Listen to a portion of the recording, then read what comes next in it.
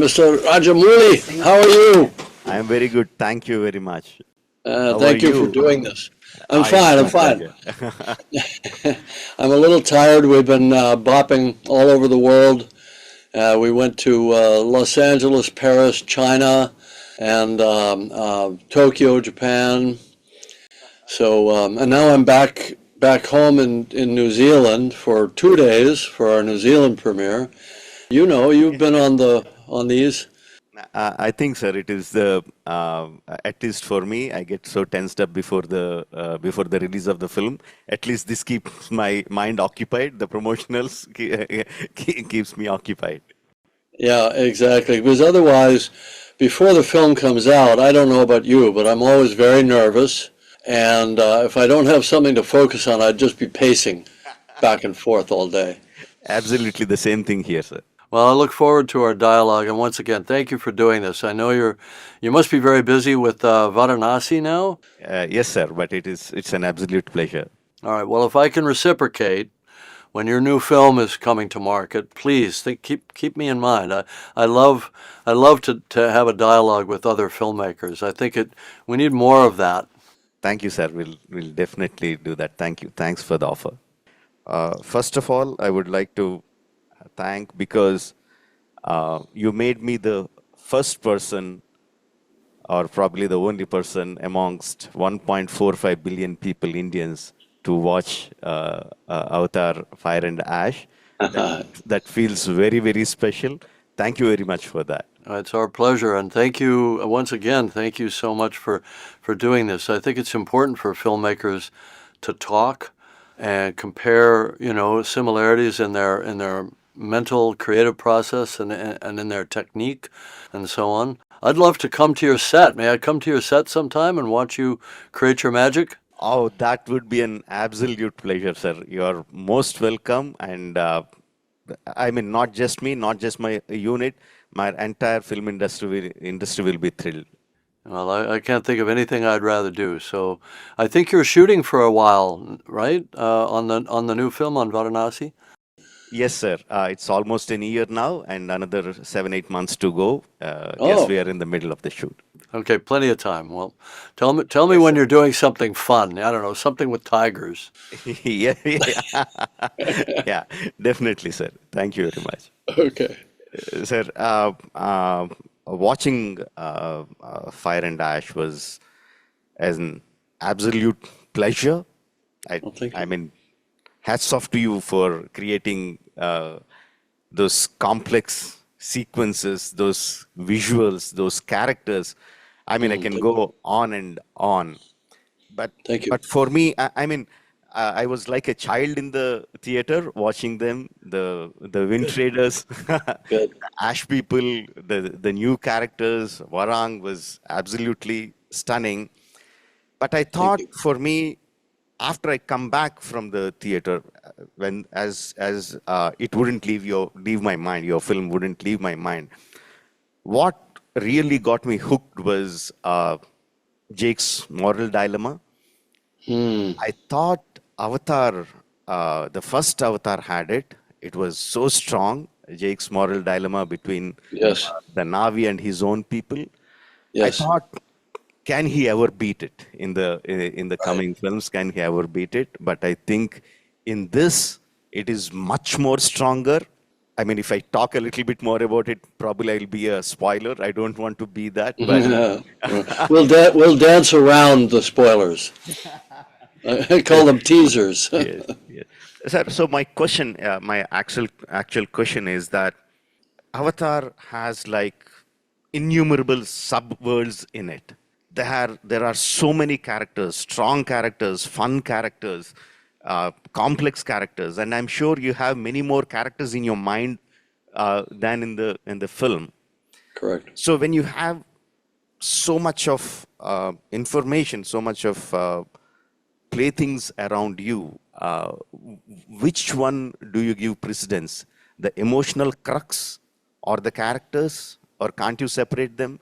I want to know at the writing table what drives you forward. I think, look, for me, a really critical part of working with the actors to create these interesting and rounded and quirky and unique characters is the writing process. So on these films, I worked with other screenwriters to shape the story. But then I took it and I ran with it myself, and I wanted to individuate each character. Now, some of the characters were new, and some of them were for actors I'd worked with before, like Sam Worthington and Zoe Saldana, because they were in the first film, and Stephen Lang. And I wanted to hear it in the sound of the dialogue that I knew it would sound like coming from them. So and there's a lot of me in each one of the characters: the stern father, the misunderstood son, even the strong women. I don't know, maybe I was female in a number of past lives or something. For some reason, I can relate to that.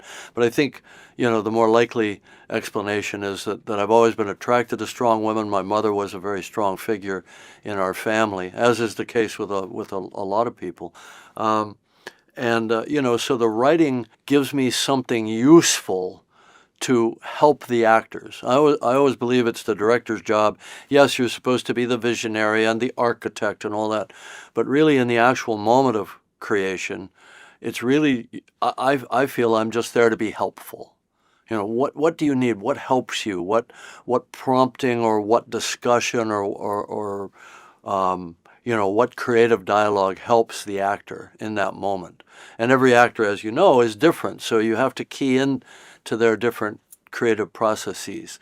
But it gives me a way to be useful to them, having written the characters and thought through all of these conflicts and I think of them as collisions. The characters are colliding with each other. Every scene there's some tension. Maybe they're attracted but something's keeping them apart. Maybe they hate each other like Jake and Quaritch, but maybe there's something that's pulling them together that has to be resolved. And it's those little discoveries when you go along in the writing process. One of my big discoveries, I love that you focus on Jake's moral dilemma, because that was a critical part for me. And to me, there are even dimensions within that. His dilemma is, I'm a warrior, I'm supposed to defend my people, but if I take them to battle on a big scale, as he knows he can do, he's done it in the past, if he gathers the clans together and if he takes the battle to the enemy, he knows they're technologically superior, they have vast numbers, and many of his people will die. And that's the great dilemma of leadership, right? And Jake has to resolve that for himself.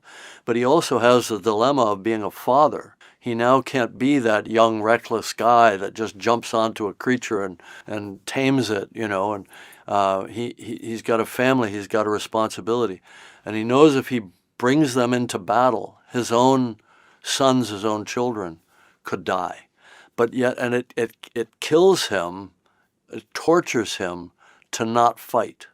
And of course, as an audience, we want to see the gunslinger go out and dig up the guns and go back into town and shoot the bad guy. We know it's a myth that goes back thousands of years, the reluctant warrior, right? So I'm not creating new ground with that, but I thought that somehow juxtaposing him as the reluctant warrior and the father confronting a generational issue with respect to, being this legendary figure, I thought that might be an interesting problem.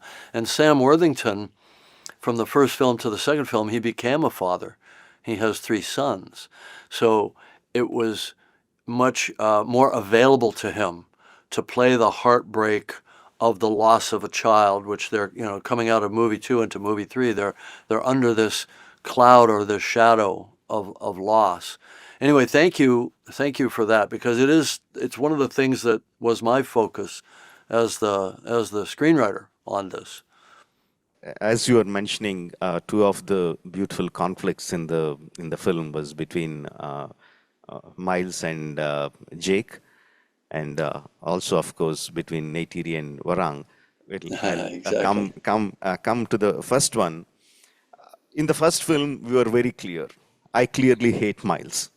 But Right. as you slowly started going forward, and especially in Fire and Ash, uh, I want to hate him, but I can't. I want to side with him. I want to love him, but I can't. So I think you took a special affinity towards Miles. It feels like that. The conversations between Jake and Miles were like it happens a couple of times in the films. Were like beautifully written. There was fun. There was a lot of angst going through them, Yes. but the conversations were fun. They were beautiful. But I think you have a special affinity towards Miles. Did you start falling in love with him as you started developing the character? I think I always loved him, but I kept him very simple in the first film. And then I threw some obstacles in his path in the second film because he's sort of essentially reincarnated in a new avatar, if you will. He's taken flesh again, same personality, same mind, but now he's questioning, he has this big identity crisis. Am I still that guy who was human and hated this world and was at war with it? And now I'm in the body of my enemy? And how does he reconcile that? How does he reconcile having died with the memories of having been a father of this boy? And the way I played it, as you can see, and it plays out in the new film, is that he clings to that fatherhood as a way of cementing his identity, essentially saying to himself, yes, I am that guy. I am a legitimate extension of that guy. I am this boy's father. He chooses that. Even though in movie two, he kind of rejects it. He crushes his own skull to sort of try to tell himself, I'm a new person. I can be whatever I want to be. But he goes back, he's drawn back to that role and that character that he used to be. So I had a lot of fun with Stephen Lang around, creating Miles. And then obviously there's a new layer here, which is that Jake and Quaritch have to ally with each other briefly to try to protect Spider. So I kept sort of thinking, well, what is Spider? What is he in all of this? And I realized he's actually the intersection point of all the different character pathways. He's the one that glues together Quaritch and Jake in a way that becomes complex, because otherwise they're just two guys trying to kill each other for 3 hours, and that's boring, right? So that became more interesting. He's the one that gets caught in the middle of Neytiri's hatred of all humans. She becomes essentially a racist. For her, it's if you're blue, you're good. If you're pink, you're bad. And I just chose pink because, it could be pink, it could be brown, it could be some shade, some warm tone versus their beautiful navy blue, so Neytiri, Spider gets caught in the middle of all of her hatred. Spider has a relationship with Kiri, and Kiri becomes a very important character as well. So I suddenly realized that he was the glue that glues everybody together in this story, which puts a lot of pressure on our young actor, Jack Champion, to be very nuanced and to have all these different relationships. Yes. Neytiri, I mean, when we first saw her in the first Avatar, the first visual of her was like so beautiful. You fall in love with her at the first sight. And here in Fire and Ash, the moment you see her, you know that her heart is full of hatred, pain of losing her son. Yeah. Feels bad for her. That is not how you want to see her. Yes, exactly. Yeah. And within few minutes, within 15, 20 minutes, we get to see Varang, and you immediately know these two women are going to come together. And from that moment, I am just waiting for the face-off, how are these women going to come together. But the end that you gave, again, I can't give the spoiler, was like, wow, that really hit me hard. Thank you. Well, let me share an interesting story with you. So, I don't think I'm the best screenwriter in the world, and sometimes it takes me going through the telling of the story with my cast over a period of time to find things that other people would consider obvious in retrospect. So it seems pretty obvious that Neytiri and Varang should meet in battle in the first attack of the Ash people. It wasn't in the script. But one day I was sitting there and I said, Varan really needs an interesting creature that's different from everyone else. And that wasn't in the script either. So the designers ran off and they came up with this amazing kind of four-winged animal. And then I said, hey, wouldn't it be great if Neytiri and Varang fought in the middle? And everybody was like, oh, it's not in the budget, it's not in the script. I'm like, no, but it's going to be great, guys. Neytiri could just fly at her and they can fight like two eagles, And of course it's one of the best action moments in the film. But, to me, what's wonderful about the process is because performance capture is relatively inexpensive compared to live action, most of our cost is in all the finish work, trying to get the CG up to a level of some degree of photoreality. So the performance capture is relatively inexpensive. We just go on for months, finding our way through the story. And so we just made that up and we just captured it, and we had a lot of fun with that, So anyway, for me it's a constant process of discovery. I almost feel by the time I get in, and I don't know if you feel this as well, by the time I'm in post-production or very late in the process, I feel like the film is just telling me what it is. That I may have gone in with strong ideas, but as I get through it, it's like, all right, now the film is telling me what it must be, and I just need to accept it and go with it and try to reinforce that. I almost feel like the way an actor must feel working with a director, which is, okay, you come in with a lot of ideas, a lot of energy, a lot of passion, but at a certain point, you're going to get guided and shaped toward an end goal. I feel like that's happening to me. It's almost like the actor's energy is now coming back to me and telling me what the film is supposed to be. And I think we all grew up with the kind of the Hitchcock myth, right? That everything is perfectly architected, everything is perfectly storyboarded. And man, I would hate to live in that world for years on end. All the work's done up front. That's boring. Yes, absolutely, sir. As we start capturing the sequences, as we start putting them together in the editing table towards the post-production, the initial ideas, many times where we started, seems they are not working. A new shape is coming through, and Yes. it is very difficult for me to either bring the original idea to the form or just give into the new idea. It's a constant struggle for me. I can't make the Right? choices so easily. Yeah.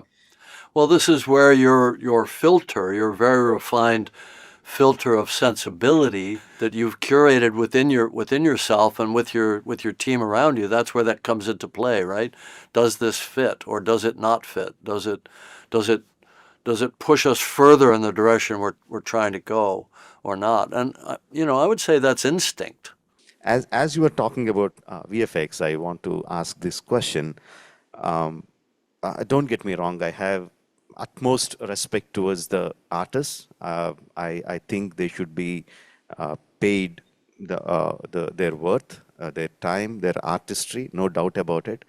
But the VFX cost has been shooting through the roof. I mean, what Yes. costed X dollars just a couple of years back, the same shot, the same complexity is suddenly going through like 4x, 5x.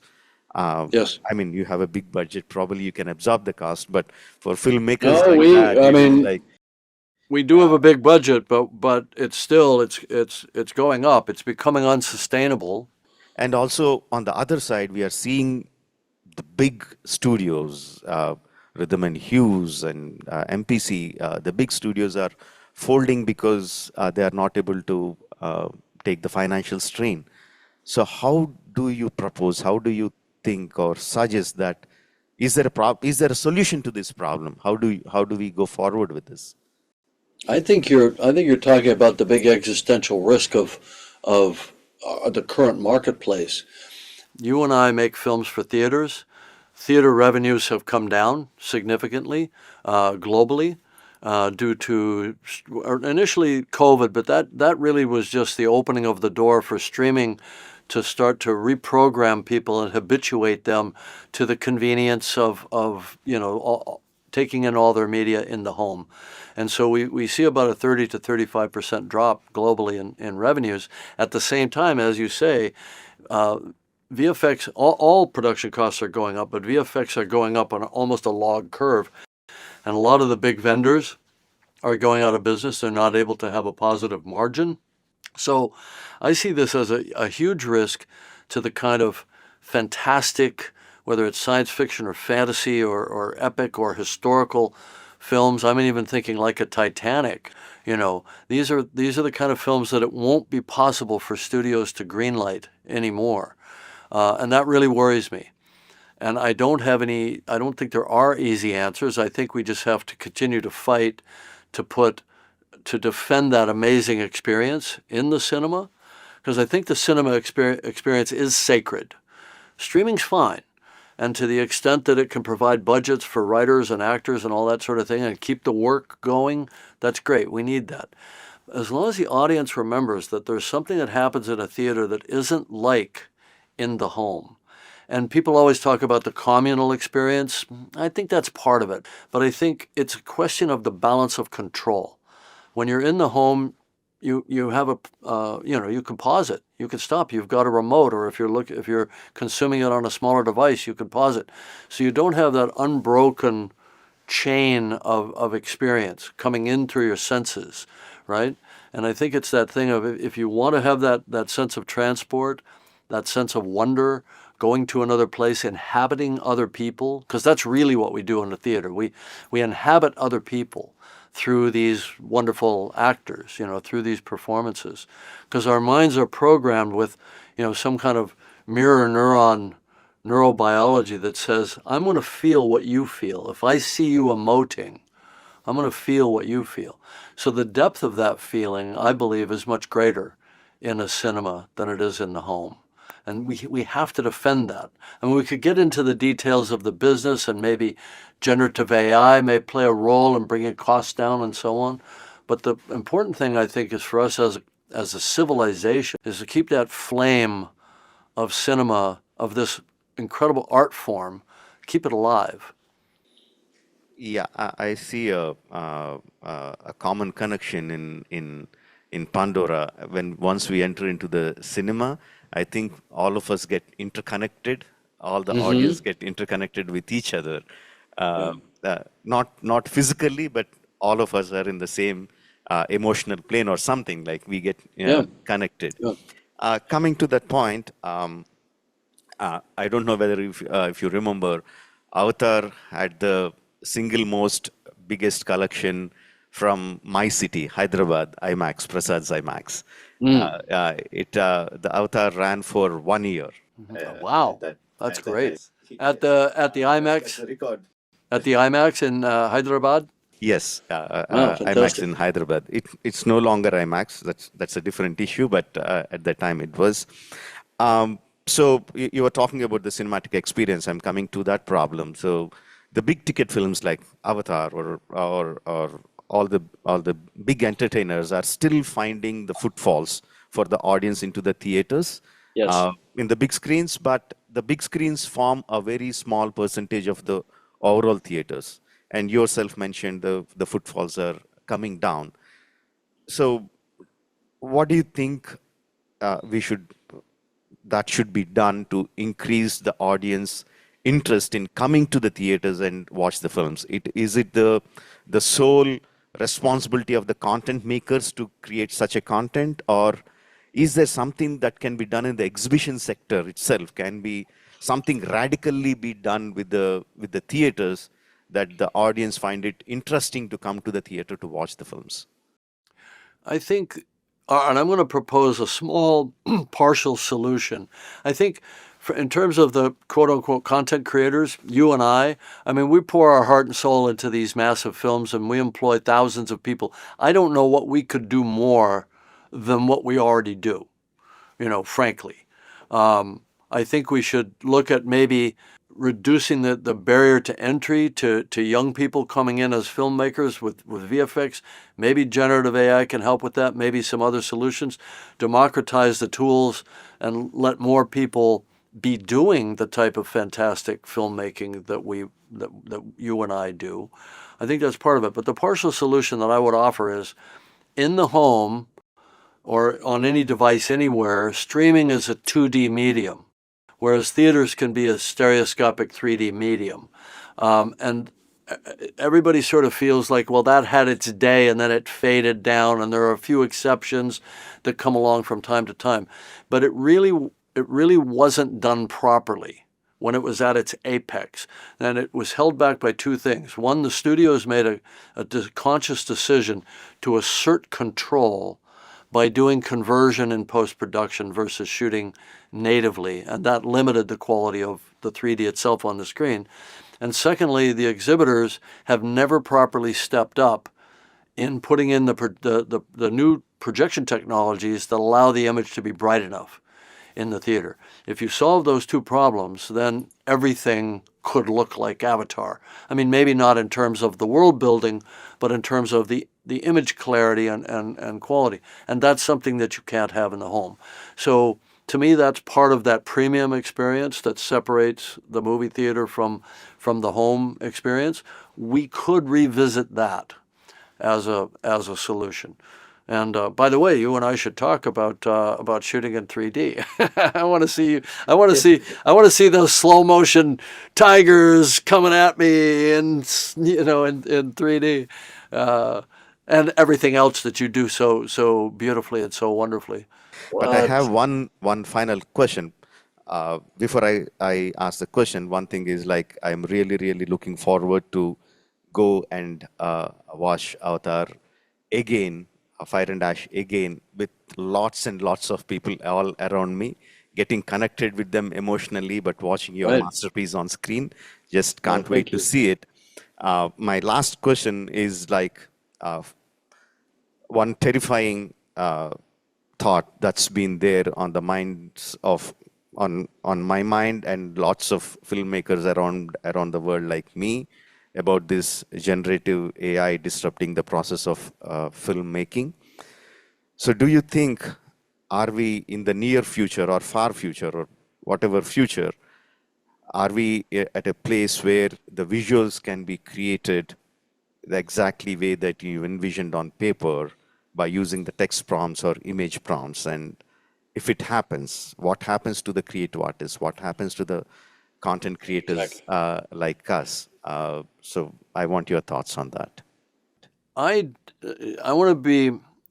I need to be very clear in my wording around generative AI. We've never used it on the Avatar films. Our process is a very linear process. It starts with writing, it goes through acting, and then we take those captured performances and then we build on them. We don't change the performance at all, but we just build the world around it, and we do all the lighting and the cinematography as a kind of a downstream process. So it's a bit of a strange process, but it's effective in creating these characters and these stories.